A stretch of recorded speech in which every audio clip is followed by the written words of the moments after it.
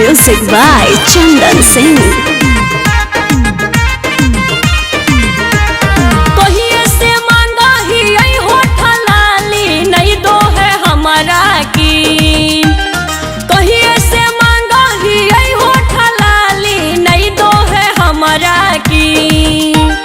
मिल गए पिया हरा जोतवा है सखी नहीं कटते ससुरा में दिन। हाँ दिन है मिल गए पिया हरा जोतवा है सखी नहीं कटते ससुरा में दिन।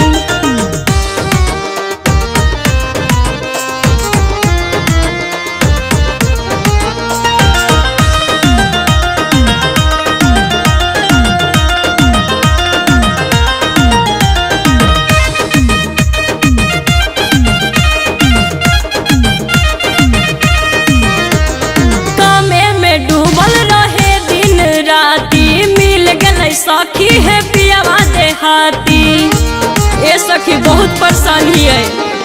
कामे में डूबल रहे दिन राती मिल गए सखी है पियावा देहाती। जीजा जी हमर करो होई नौकरिया फैशन में रहे वही।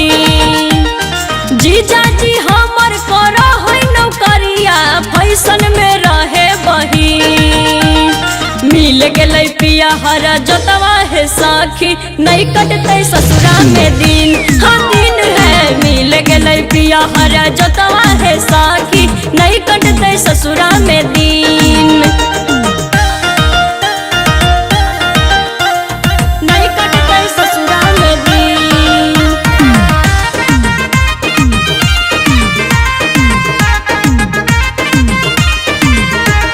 नैहर में सब दिन आजादी जेल लगे जिंदगी जब से भेल शादी। अरे सखी